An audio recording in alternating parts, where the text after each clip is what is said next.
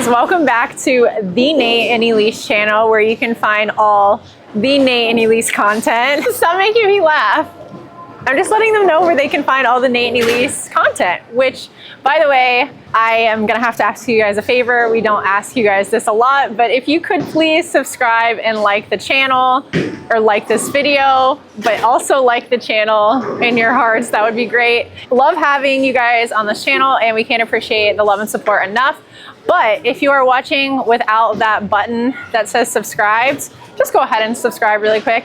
Thank you for watching our video either way, but it would just mean a lot to us if you hit that button. So let's get into the video. I thought today would be a perfect time to talk to you guys about some things that I'm working in my game, and I thought it would be good to share with you guys because it is something that could really help any level bowler when they're struggling with their timing. And right now, around this time is when I'm able to work on different things in my game where I'm not completely tearing everything apart, obviously leading up to tour or right after tour, where I still have a lot of stuff going on. Right now is kind of the time that I have a couple months before Team USA trials, which I am bowling this year, and the regional showdown in December. I do have a couple regionals in between, but I don't really care about those as much as I would to really get my game to the next level and get it to where I really like to see everything coming together.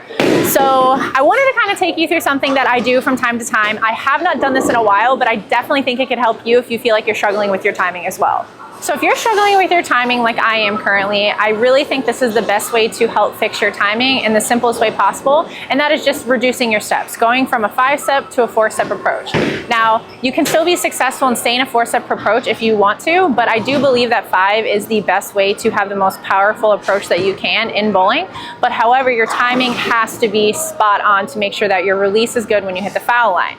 So in order to do that and help my timing get better at my 5-step, I'm going back to 4-step to simplify everything to get my timing better, so that way if I decide to later on, I can go back to 5-step. Now, I do want to clarify to make it very easy that a 4-step is basically the same timing as a 5-step, but when you do add that extra step, your timing and your cadence is a little bit different, which is what I think makes it a little bit more difficult to perfect 5-step, is to get your timing of your feet right. 4-step kind of just condenses that, and you don't have to really think about that first step being short and slow, and you can kind of just get your ball going with your first step instead of having to think about it in your second step. So that way everything happens at one time versus it kind of happening all in different times in order to get your timing at the right spot at the line. All right, let's just break down the 4-step very simply. If you're right-handed, you start with your right foot, and if you're left-handed, you start with your left. And you start the ball, meaning it's going to the floor as you're starting with that first step. If you're a guy and you have less hips, or if you're a girl with more hips like myself, I'm going to have to get that ball started a little bit earlier and quicker to the ground so I can clear my hips. Now, if this is your first time doing a 4-step approach, or trying it, you can just do a 1-step approach without doing the whole thing. So you just want to get everything started at the same time. Now, I don't want to go too much into it, but in order to make this happen, you do need to make sure that your step that you're stepping with goes in front of your other foot. So that way that you can create a clear path with your swing for the ball to clear your hip. So once again, just a drill you can do to be more comfortable with it is making sure that you just take the step and start the ball with it. It's as simple as that. And that's why this drill makes it a little bit easier to get your timing going at a better pace. Now, another thing to remember with 4-step is that every step is kind of going to be the same. It's going to be the same length. So make sure that you pace out where you need to be, so that way every step that you take can be the same length, but you also give yourself room to slide at the end.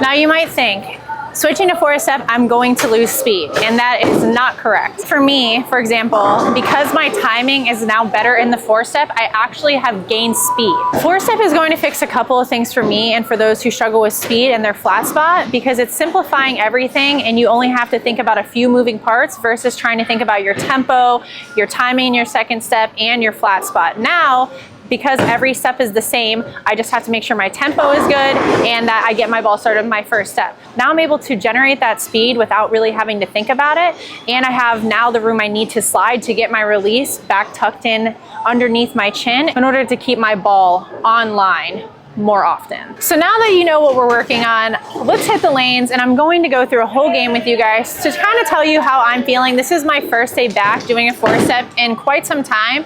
So I want to just work with you and tell you what I'm feeling and go through the process of what you might be feeling, because this is something you might want to try, but you don't want to give up on it on the first day, because if you haven't done it in a while or you haven't done a 4-step yet, it is going to take some time and it is going to feel different. So let's get on the lanes and bowl a whole game and see how we feel. I almost started with my left foot.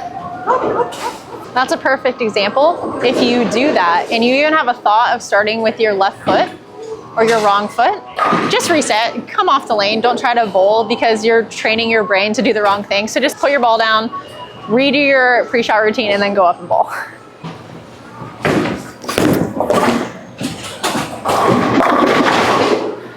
I have noticed that in my 4-step approach, I have way less shots that I pull, which is telling me that my swing is way better aligned and my elbow is tucking in way better in my 4-step than my 5-step.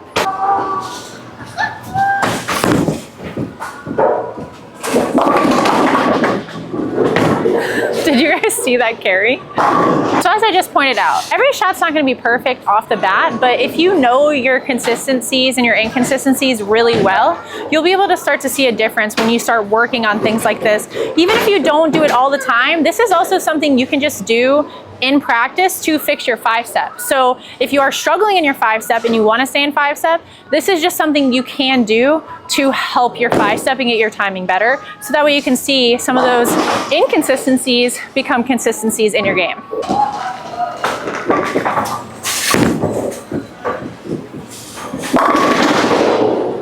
I don't know if you can see, I am playing a little bit around with where I'm holding the ball to see which one feels the most comfortable, so that way I can get the ball started without having that thought of starting with my other foot.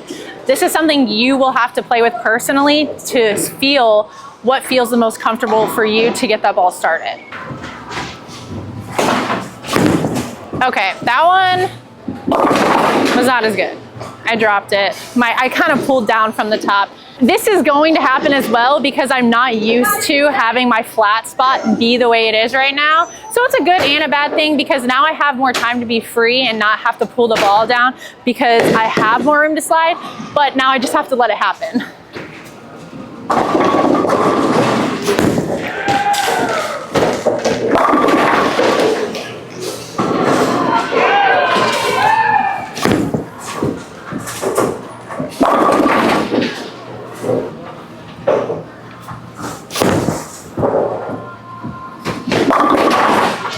Another thing I'm trying to pay really close attention to is making sure that when I do start the ball, my body is not going with the ball, meaning that my hips and my shoulders don't go with it. I'm still sitting in a chair and I'm letting the ball lead and not my hips.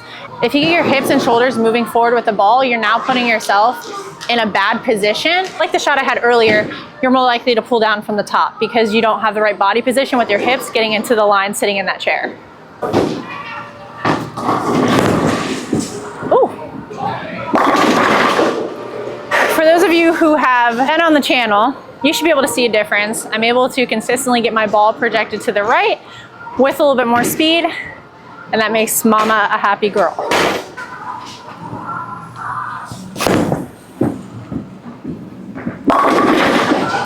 Yeah.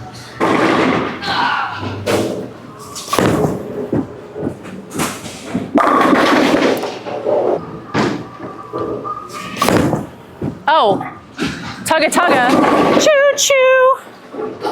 But there you go. That was probably the worst shot I threw the game. And to be honest, I was still more online than some of my previously worse shots that you guys have probably seen in other videos. So we will take that. That is the point of change and doing things differently is, like I said earlier, to change the inconsistencies into more consistent ball reaction, physical game where you feel like you have to do less work. Roll. I do want this to also be a reminder don't be afraid to break down your game. There's always another level that you can go to, and you never know what you can actually accomplish. So don't just settle for where you're at now. It's never a bad idea to try something new and practice to see if it can help make your game better. Just remember, when you are trying something new or want to bring your game to the next level, you are going to feel very uncomfortable. So if it does feel different, just remember it's because your body is not used to it. Do not give up on yourself, because you never know what the possibilities are if you keep trying. Again, this is something you can do in practice. You don't necessarily need to put it straight into your game for competition or league, but if you are practicing, which you should be, it is something that can help, again, with your timing, where you can still do whatever your normal thing is in your league or tournament. So don't give up on yourself. Continue to keep trying and achieve what you want to achieve. We will see you guys in the next video.